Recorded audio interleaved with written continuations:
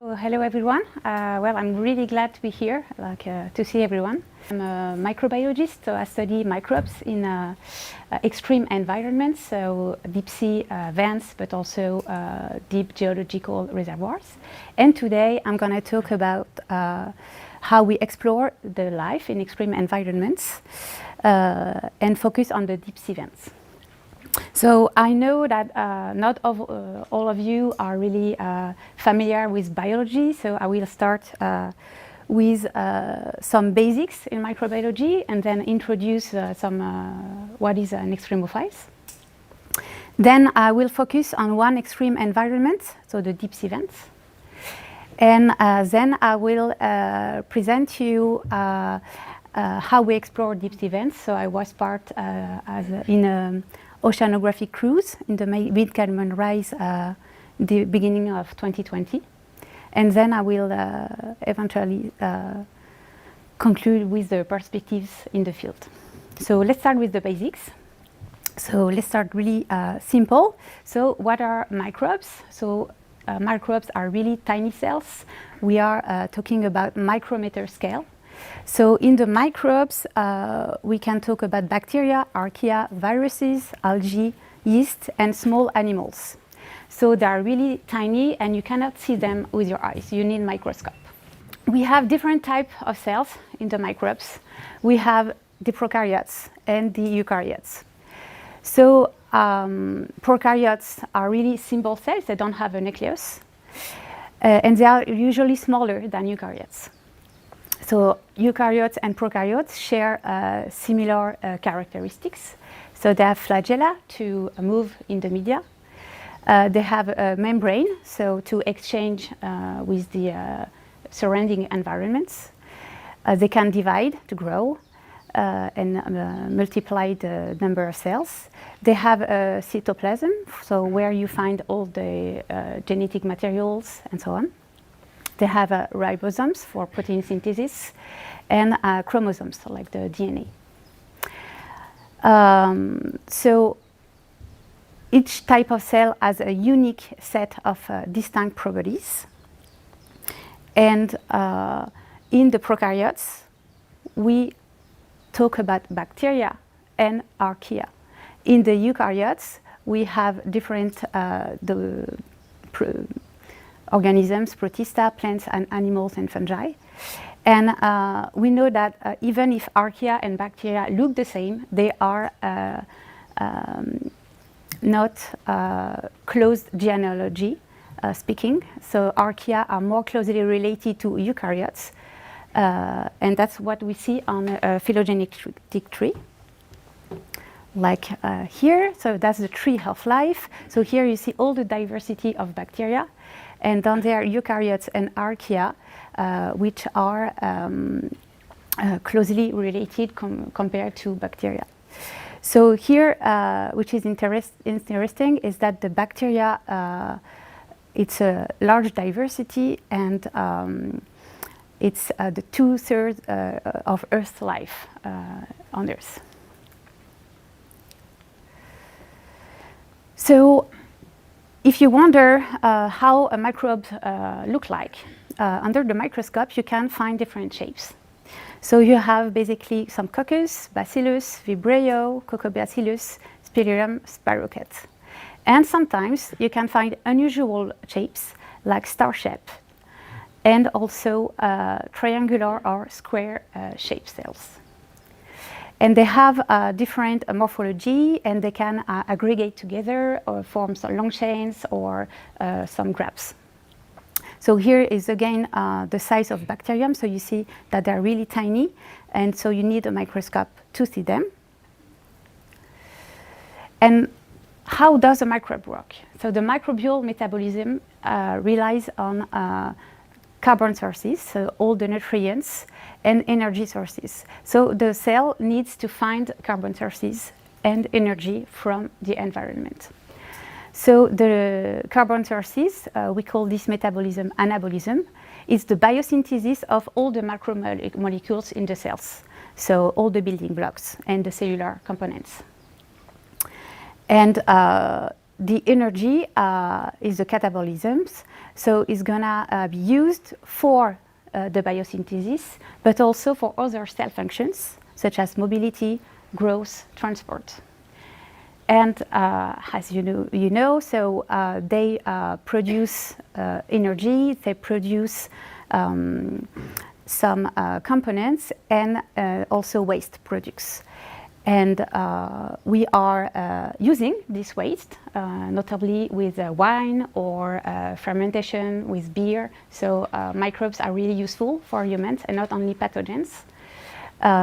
So when you think about microbes, don't think about pathogens at all. They can serve for us, for example. So the microbes really interact with the surrounding environments. So when you think about a microbe, where it lives, you have different carbon sources. So in microbiology, we call them heterotrophic when they need really organic compounds, like glucose or bigger molecules. And we call them autotrophs when they need inorganic compounds. For the energy source, you have the photosynthesis, so the energy from the light, and also energy from all the chemicals, and we call them chemotrophs. So all of this, the microbial metabolism relies on redox reactions with acceptors and donors of electrons. But microbes do not need only carbon sources and energy to grow. There are other growing considerations to take into account, such as the temperature, the salinity, the pH, the oxygen concentration, and the pressure.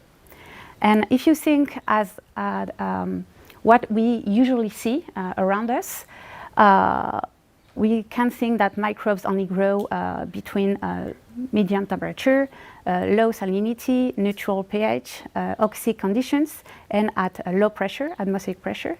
But that's a human point of view, because we know that microbes can grow at a really big range of temperature, salinity, pH, oxygen concentration, and pressure. So here is an example of the temperature. So mesophiles are all the microbes and other animals living in medium temperature conditions. But you also have psychrophiles, which love cold temperature, thermophiles and hyperthermophiles for heat-loving microbes. So we call those condition as anthropocentric because there's a human point of view, but it's really different from what microorganisms can really love. So we know that microbes can colonize different environments, even if you think that it's unable to find any life there. But if you look closely, you can find tiny, tiny cells, and they can live and thrive in really extreme environments. So here is a picture of different extreme environments on Earth. And all those environments are hostile for life as we know it, but extreme organisms, extremophiles, live in there. So who are those extremophiles? So considering the temperature, we can find psychrophiles, so the cold-loving microorganisms. So they usually grow better at temperature below 15 degrees C. And here is an example of Poloromenas vacuolata. It was isolated from the Antarctica. At the other extreme, you have thermophiles and hyperthermophiles. So they grow well at between 60-80 degrees, and hyperthermophiles below 80 degrees C. So here's an example. So Pyrolobus formari was isolated from a deep sea vents. Concerning the pH, we have the alkalophiles for very low pH, so a very high pH, sorry. So they grow at pH over 9. And here is an example with Natronobacterium gregaria, which was isolated from a soda lake. And at the other extreme, we have acidophiles with really low pH, so below 3. And Picrophilus oshimae was isolated from geothermal vent. Considering the water activity, we have all the xerophiles. So those microorganisms can grow in really, really dry conditions without any water. So you have Streptomyces here. And you can find also those organisms in like really high sugar concentration. And you have also halophiles and hyperhalophiles, which grow at really high salinity. And Halobacterium salinarum was isolated from really salty lake, can grow up to almost the saturation of sodium chloride. We can also find some radio-resistant microorganisms. So they can cope with really UV and gamma radiation. So here is an example with Deinococcus radiodurans. So it's a well-known bacteria which can cope with really high radiation. So 5,000 gray, which is 500 times the dose of radiation that a human can live with. And you also have piezophiles, so the one that live under high pressure conditions, so above 20 MPa, which is 200 times the atmospheric pressure. And here is an example with Colwellia. So this bacteria was isolated from the deeper point on Earth in the Mariana Trench, so the Challenger Deep, at 11,000 meter depths. And you can see that it can grow more than 1,000 times the atmospheric pressure. So how do those microbes do for living in these extreme environments? So they develop different strategies to cope with those extreme conditions. So here you have a cell with different extremophiles. And all the strategies we can find, for example, chaperones for thermophiles, so to cope with really high temperature or also cold temperature, and the chaperones are going to help the proteins to stay in the good native state and to be stable and not to be unfolding, because when they are unfolded, the bacteria cannot synthesize other proteins, for example, or other cannot metabolize. So you have also some DNA repair strategies. So you can find this in UV resistant bacteria or also thermophiles. So it's a mechanism where the DNA, when it's degraded by all the extreme conditions, the cells have some DNA repairing for really fast to avoid the DNA degradation. You can find also antioxidants. In thermophiles and also psychrophiles, you can find some cells, so they're going to adapt the membrane compositions, so to keep a fluid membrane. And it's really important because all the process with the transport, with the nutrients when they look for food is about works with the membrane.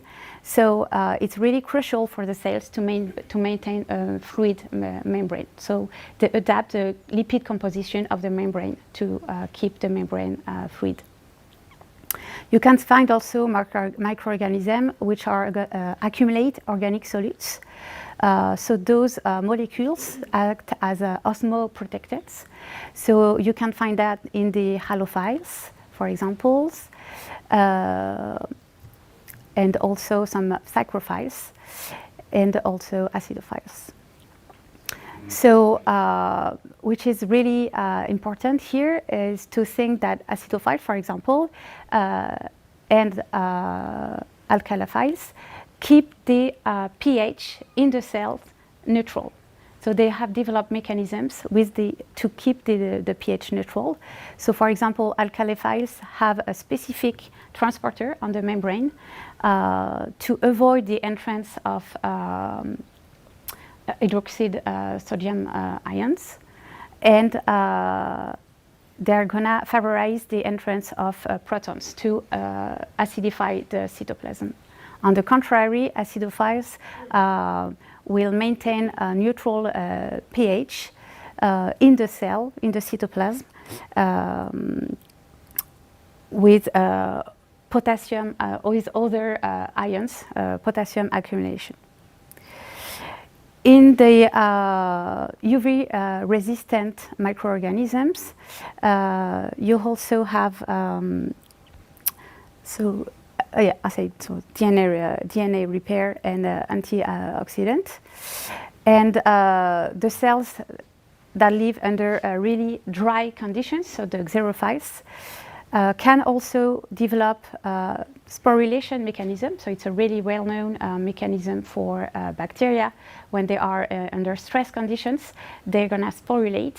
So it's a kind of a dormancy state where all the metabolism is stopped, and this condition allows the cells to be really resistant to extreme conditions. And when the conditions are more favorable, they start forming cells that can grow again and can form other spores when it's going bad. And also UPS production in the xeric xerophiles. And so here those extra polysaccharides are gonna keep the water for dry conditions. So here we don't have the piezophiles, but I'm going to talk about it. So what are the specific mechanisms developed by piezophiles to grow under high pressure conditions? So they also develop some adaptation with the membrane. So they're going to play with the arrangement of lipid composition to grow as and have a fluid membrane under high pressure conditions, and also accumulate organic solutes to maintain a good protein folding.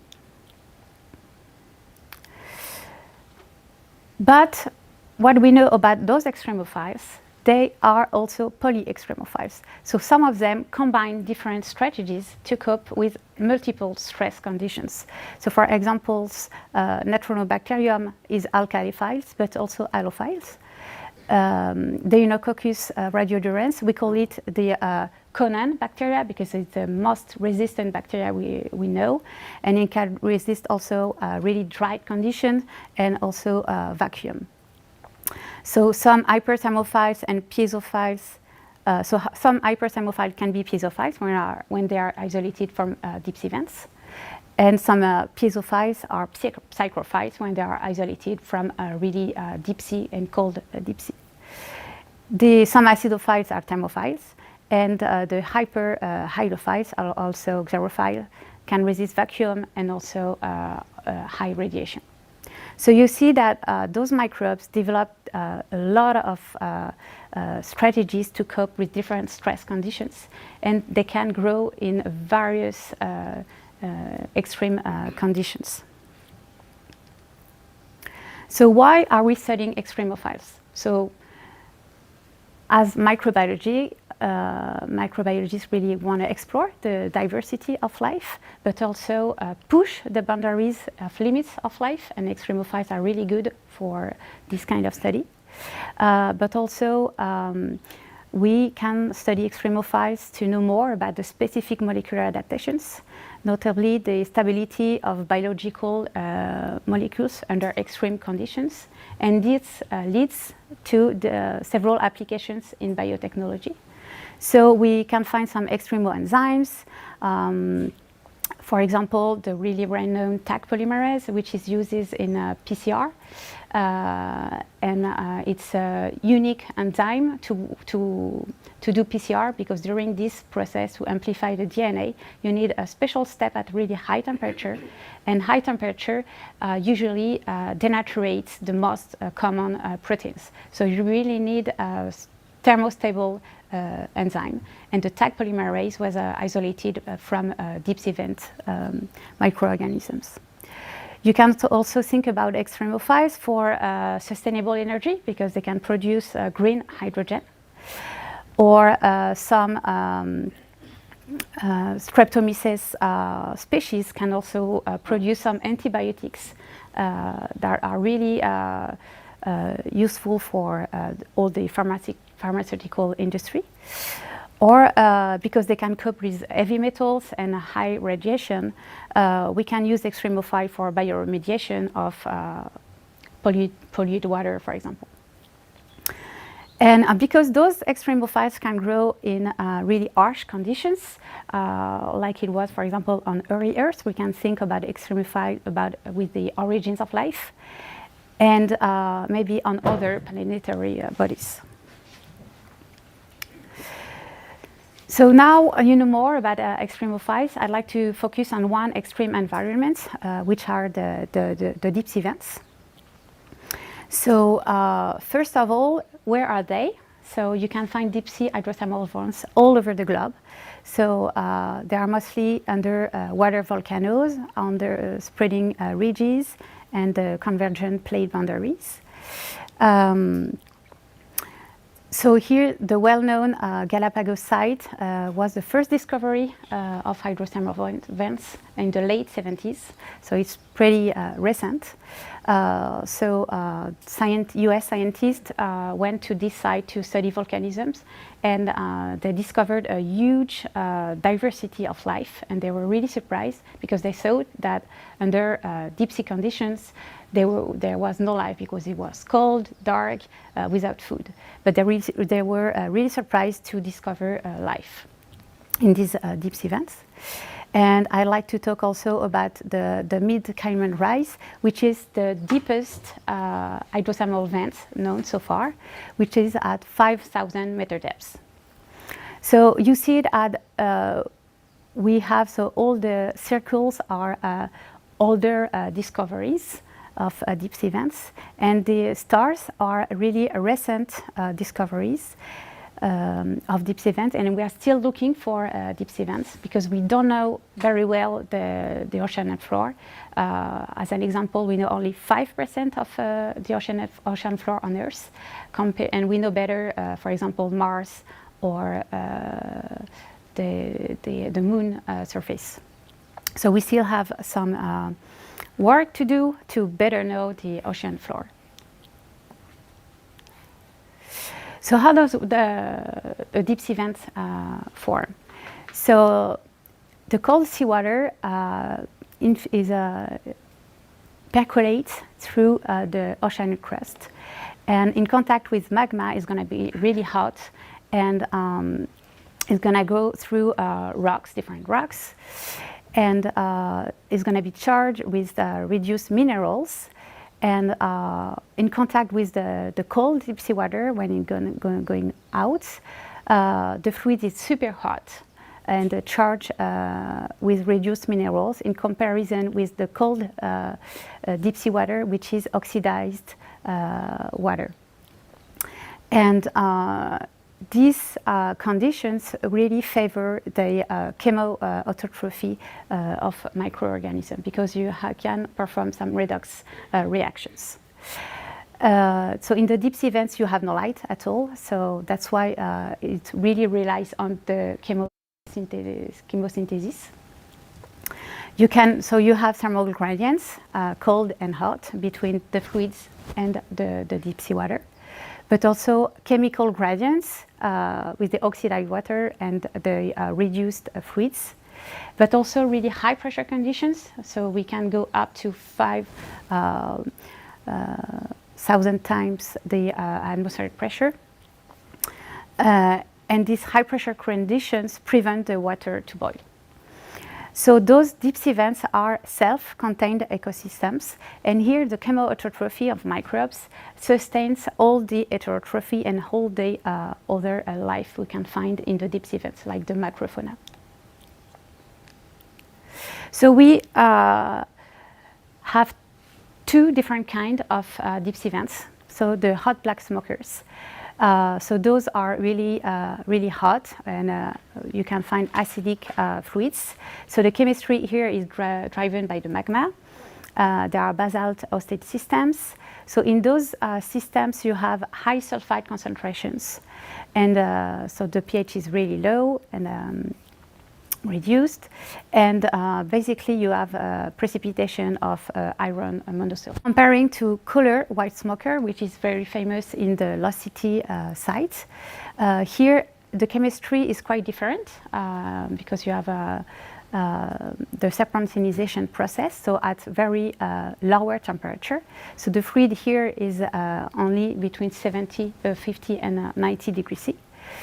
So it's an ultramafic hosted vent with a high pH, so up to 10, and high hydrogen and methane concentration. So, and the chimneys are formed of carbonates, and they can reach really tall chimneys up to 60-meter depth, meter tall. So you have different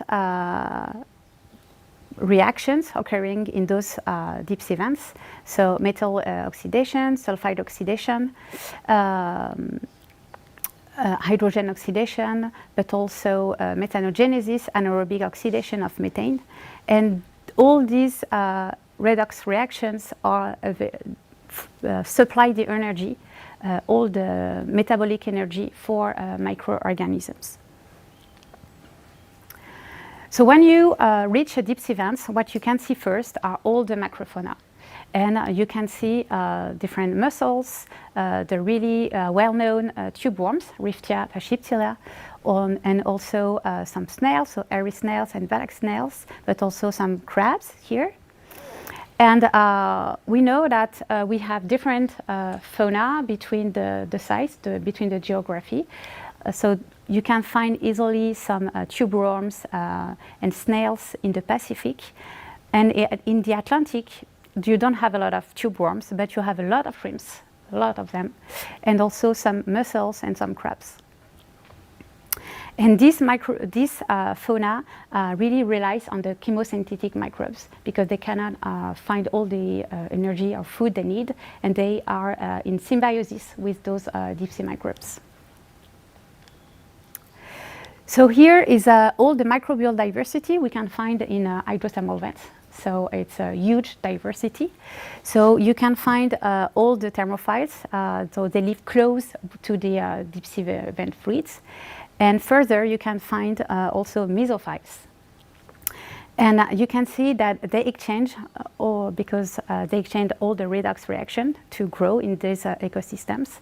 And you can see that autotrophs here in the green are supplying the food for heterotrophs. So those microorganisms form the base of the food chain in those deep sea vents. So in the deep sea vents, you can find poly-extremophiles also. Some examples here are the radio-resistant and hyperthermophiles. And those strains are the most radio-resistant hyperthermophilic archaea we can find on Earth. Besides radio-resistant, you can also find some piezotolerant. So they are hyperthermophiles, but also adapted to high-pressure conditions. So high pressure really affect the cellular components, as we know, for microbial surface microorganisms.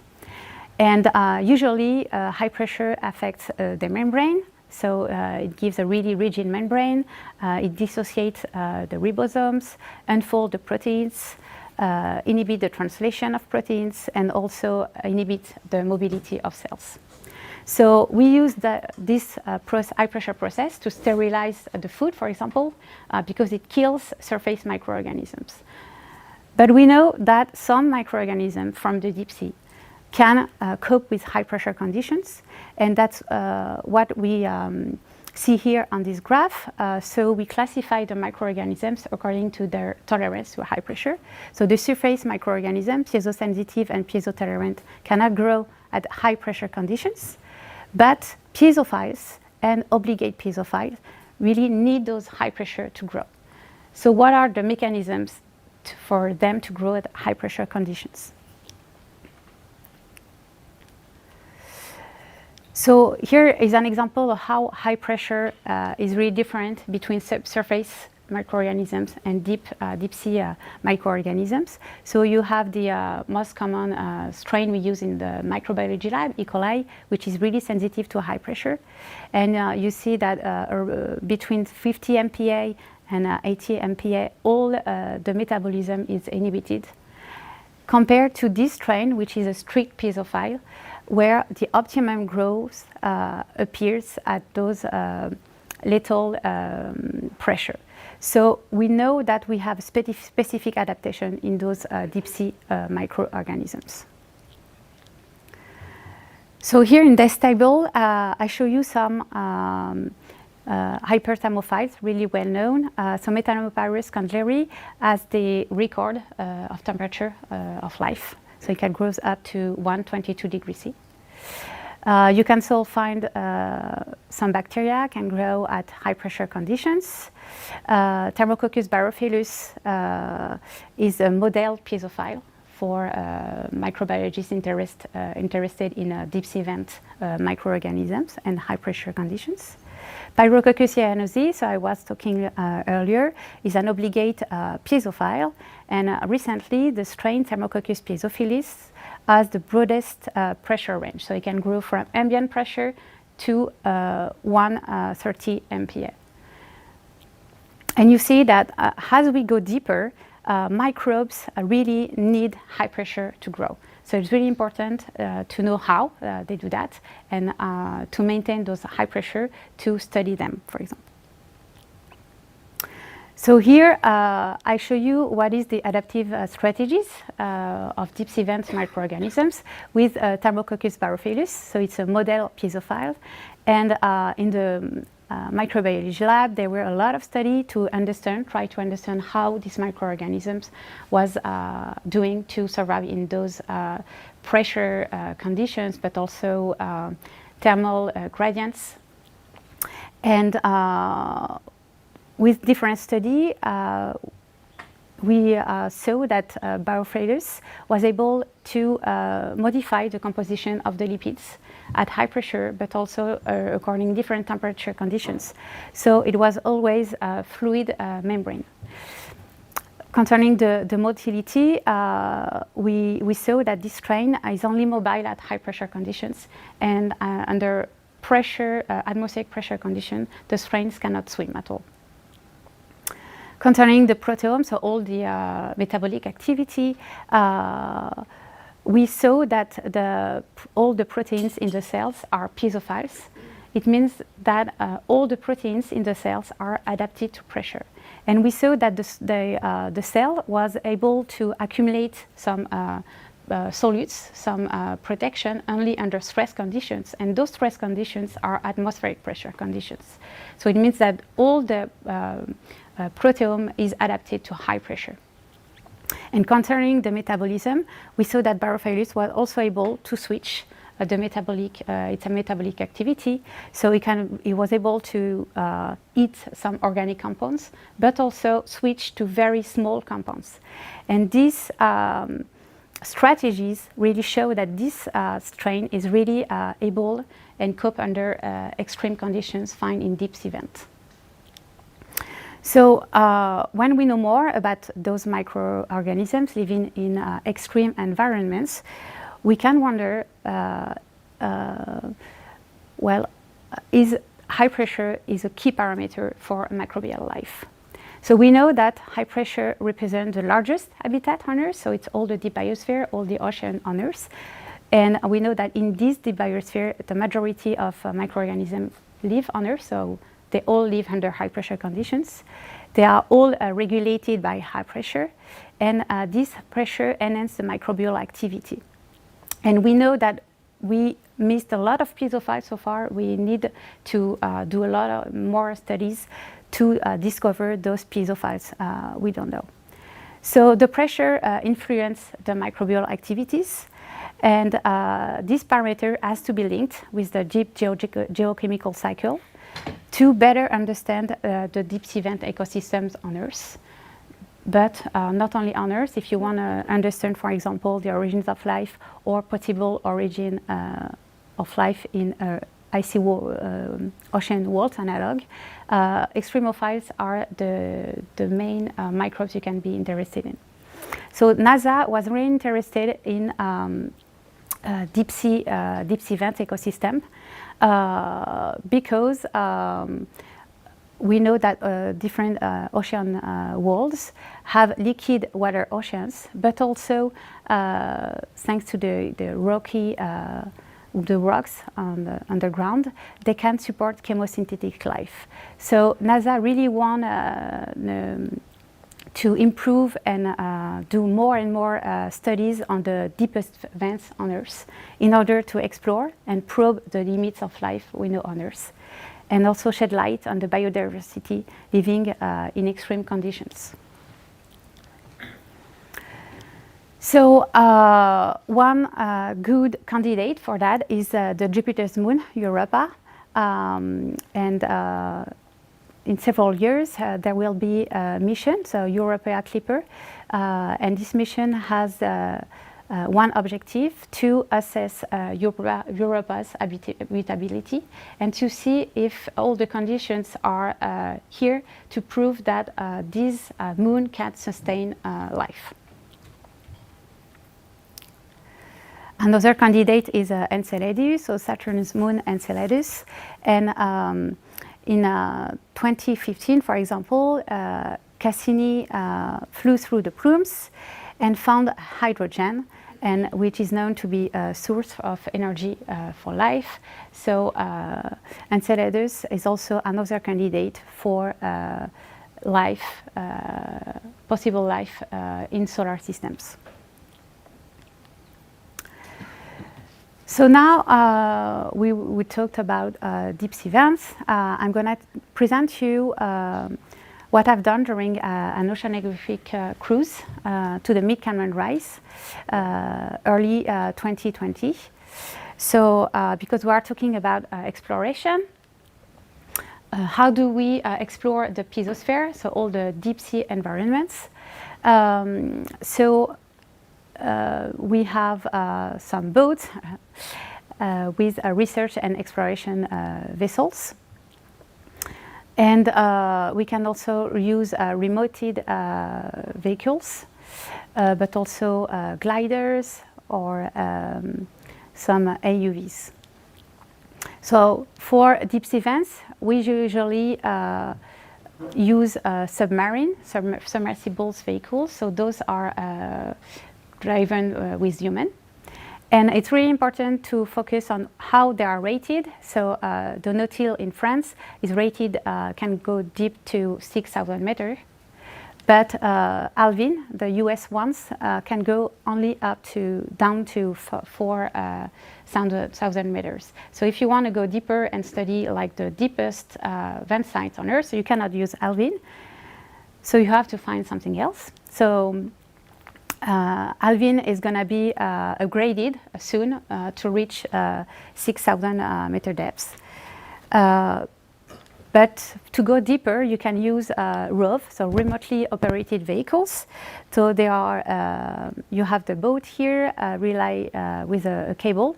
So this cable is connected to the vehicle, and it gives some energy, but also transfer all the information between the vehicle under the sea and the boat.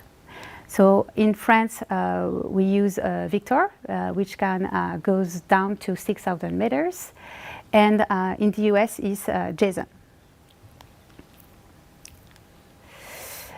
When you want to sample the deep sea vents, you have different kind of samplers, but when you want to maintain the pressure, you don't, well, we have more samplers that maintain the pressure now. In France, we have the IBIS, developed by Ifremer, and in US, the famous IGT, the isobaric gas tight samplers. And those samplers really can maintain the fluid under in-situ pressure conditions during the ascent. So how does it work when you study a deep sea sample? So first, you sample under high pressure conditions. Then you need to transport this sample still under high pressure conditions. Then transfer to the lab, so we can do equi-pressure transfer.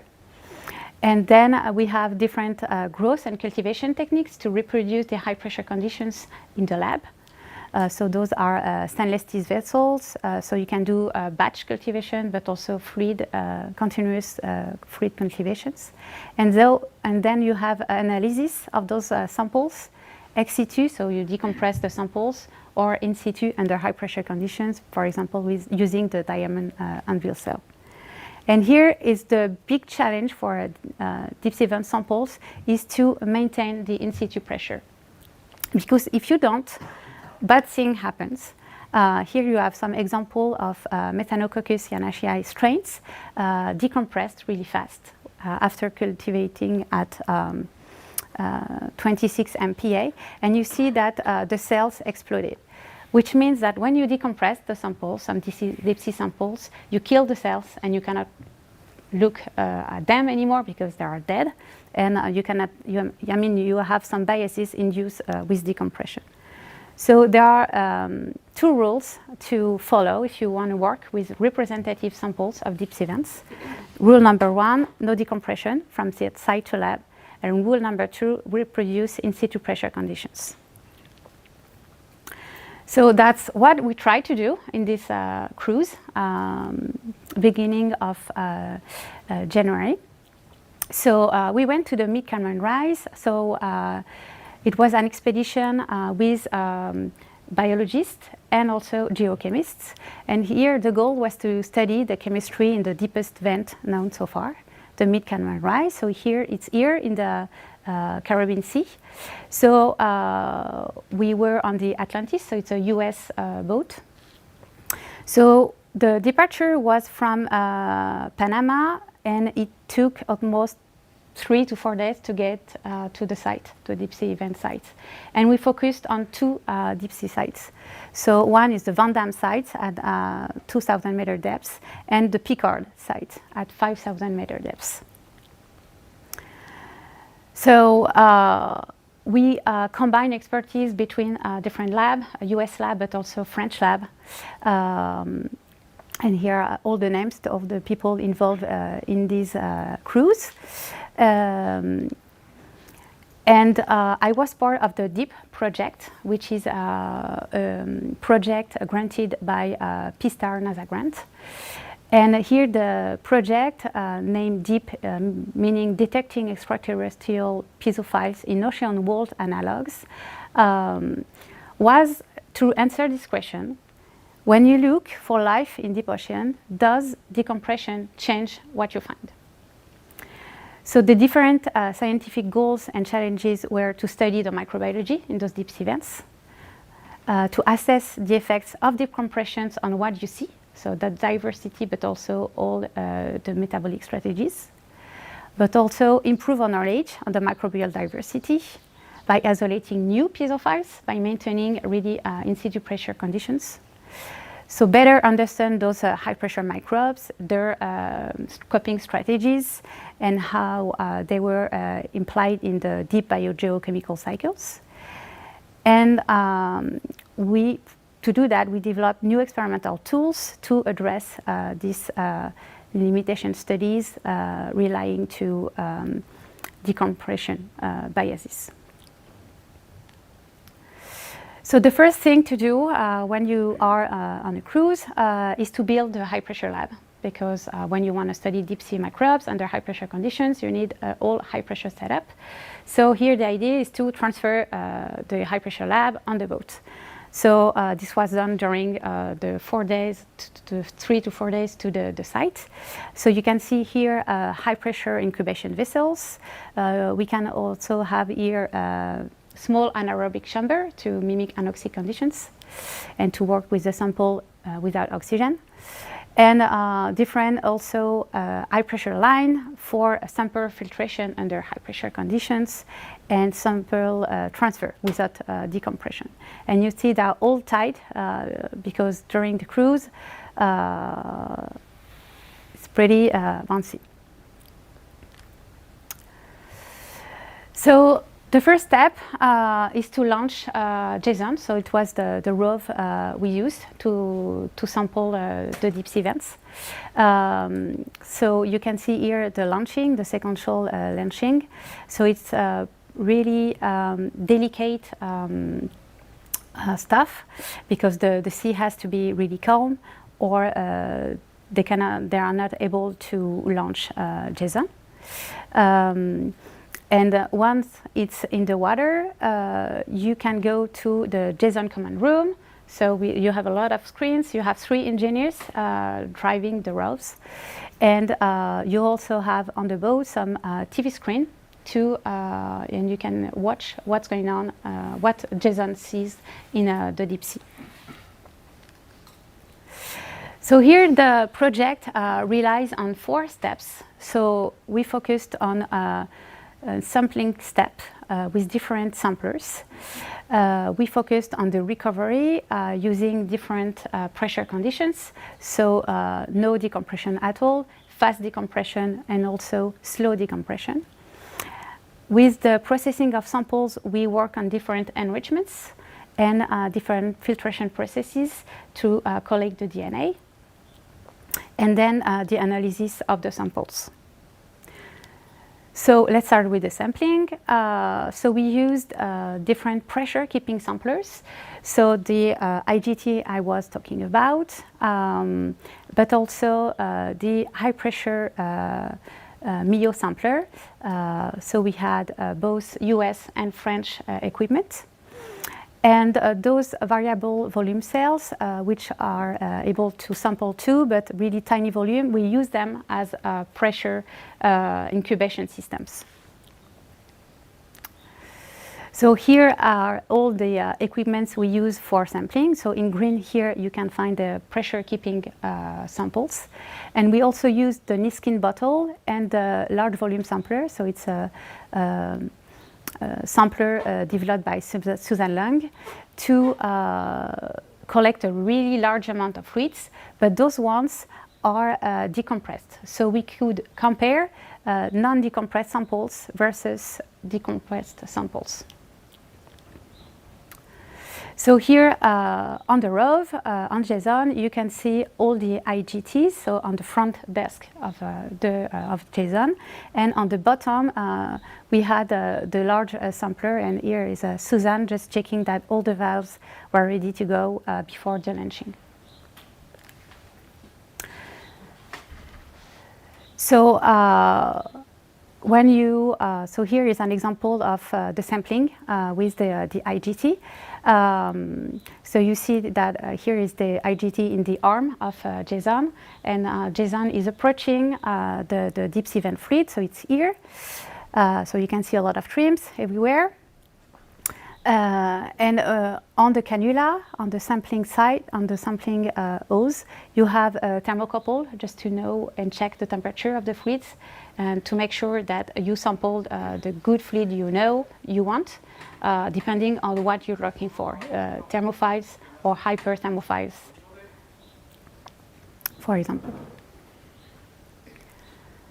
And so it takes approximately 15 minutes to sample the whole IGT. And you have several IGTs on the ROV, and they can serve for different sites. And we also used, as I said, the MIO sampler. So this sampler is usually used for sampling the deep sea water column. So it's mounted on a CTD, and it goes down on the water column.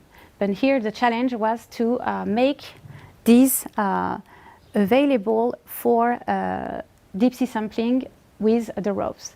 So we adapted this sampler, so it was mounted on one arm of JSON, the swing arm, left one. And we put an hydraulic ram to activate the trigger when we were ready to sample. And we also adapted a nozzle, a titanium nozzle with a sampling hose and a T-handle for JSON to be able to go to the fluids. So it was a really technical and challenging process, but we were happy that it worked pretty well. So once we sampled, we had the recovery process. So as I said, we had 3 steps. So no decompression at all, fast decompression and slow decompression. And for the no decompression part, we used a nacre pressure transfer line. So how does it work? So here you have the IGT as, and it's under in situ pressure conditions. You have here anoxic line, just to make sure the link, the transfer line between the IGT and the recipient vessel are without oxygen. And with the pump, we measure the pressure and the volume transferring in the recipient vessels.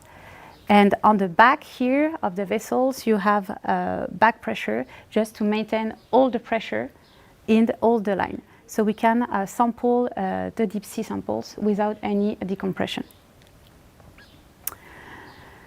For processing, we processed non-decompressed samples and decompressed samples, as you can see here. And non-decompressed samples were enriched under in situ pressure conditions without any decompression. And for the one that were decompressed, we recompress them and keep them also at ambient pressure conditions. So here we are able to compare different decompression, so no decompression at all, decompression and recompression, that it's almost happen each time when you sample some deep sea vent organisms. And also some non-recompressed samples. So concerning the enrichment, we used the same technique to sample and transfer the sample between the deep sea sample and the recipient for enrichment. So we selected different media for growth. We selected some methanogens, sulfator reducers. And here it's how it looks like. So you have all the incubation vessels here under pressure. So it's at 500 bars, so the deep sea pressure, maintained at the fluid temperature we recorded during the sampling. So here you have the sampler that was inoculate with the sample and enriched with a specific media. For the process when the samples were decompressed, so we recompressed some of them. So we were using batch reactor with syringes. So here it's the most common way to perform microbiology in high pressure lab. Where you use syringes to grow the microbes under high pressure conditions. And so here the idea was to compare the non-decompressed samples, cultures, with the decompressed and recompressed one. And the second step was to process the samples to know more about the diversity. So to do that, we filter the samples to know to study the DNA, all the genomics. And we perform some filtration under high pressure conditions and after decompression.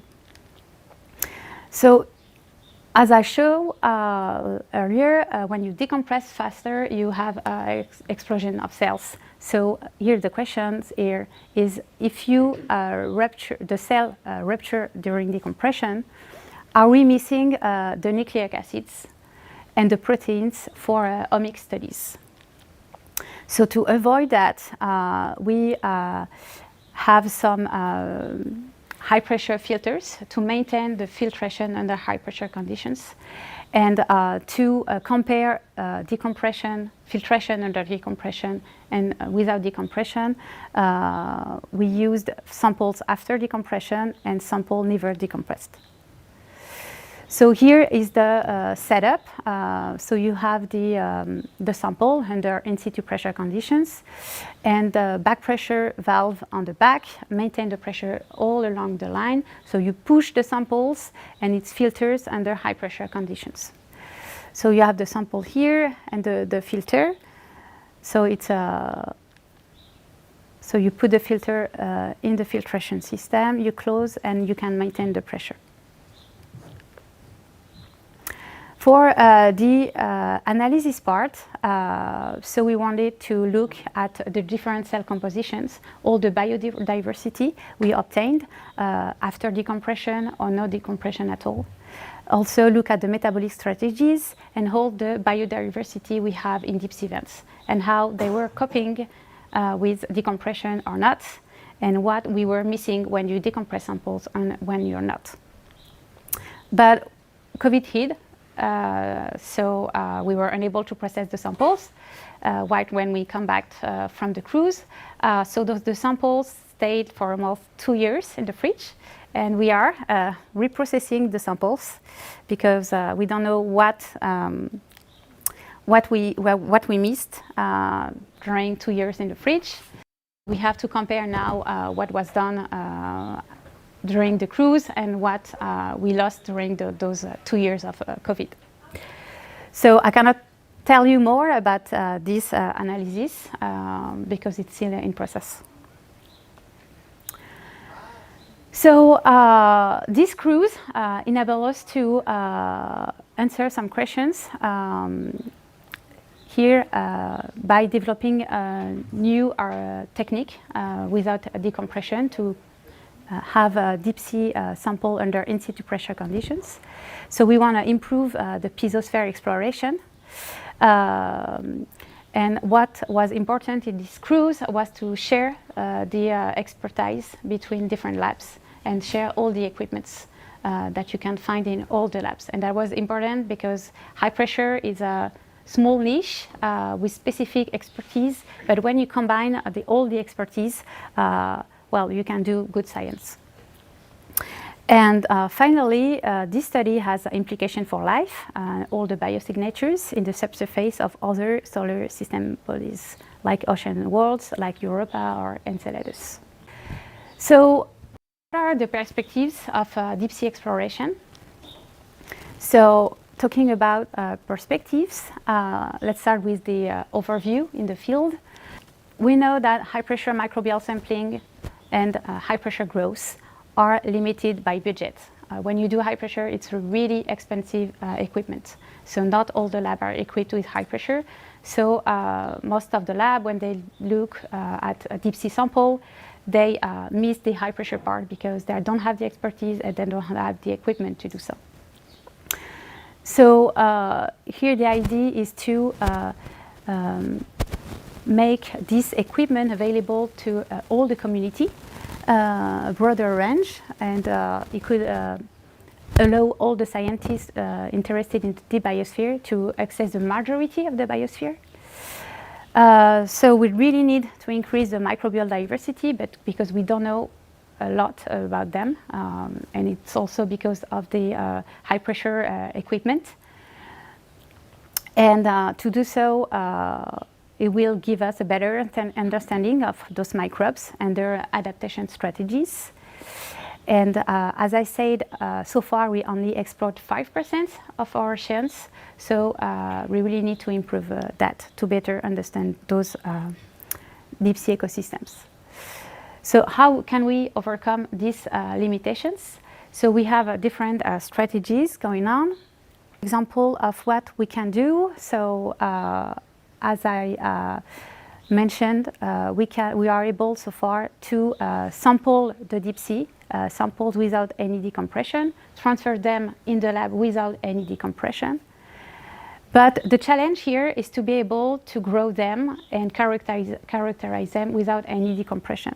So in the lab, we developed different tools to transfer the deep sea samples in specific tubing, high pressure tubing, where you can see through them and characterize them with spectroscopic techniques without any decompression. And we also developed in the lab some microphilic chips. So they are tiny microreactors that can hold the high pressure conditions, and you can use them as microreactors, look at them under the microscope. And an example is to use those tiny chips to mimic deep sea vent. So here the idea in the frame of this French project, Eau de Vie, is to study the prebiotic chemistry at deep sea vent conditions. So this project is performed in the lab in Bordeaux by Thierry Tassin and Samuel Mar. So you have an example here of the microchip where it's gonna mimic the chimney. So you can have inject the hot water to mimic the fluid of the deep sea vents, and also cold water to mimic the oxidized cold water. And in the channel here, you can have some reactive chemicals, some reactive rocks, and just to study the geochemical reactions occurring under deep sea conditions.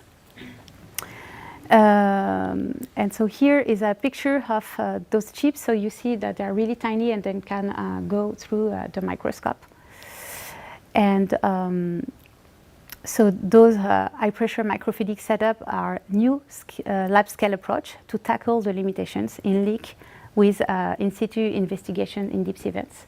So they are used mostly for prebiotic chemistry, but we intend to extend them to deep sea microbes. Another perspective in the field is to perform on-field studies. As you know, the best way to understand those deep sea microbes is to go there, but as human we can't do that. So the idea is to have a lab down there. And I'd like to share with you the Batibot project. So Batibot is a rover. It was launched beginning of February in the Mediterranean Sea. So it's going to be down there for several years. This robot has several objectives. So it's going to study the bioluminescence in this Mediterranean Sea. And this project was developed by Christian Tamburini and Séverine Martini in the MIO. So if you want to know more about Batibot, you have a Twitter account where you can see all the discovery and what it sees all the time. So how can we overcome these limitations? So first, by developing new tools for sampling, but also enrichment of deep microorganisms without any decompressions. We really want to preserve all the in situ pressure conditions. The better way to do that is to combine the expertise within the community. We also need to design new equipment. So microphilic is also part of this development because we can mimic multiple environmental factors and really be close to that extreme conditions and combine in situ analysis without any decompression. And the perspective in the field, as I show you, is to develop subsurface laboratories with on-field studies. So yeah, well, I'm done with this presentation. So thank you for your attention.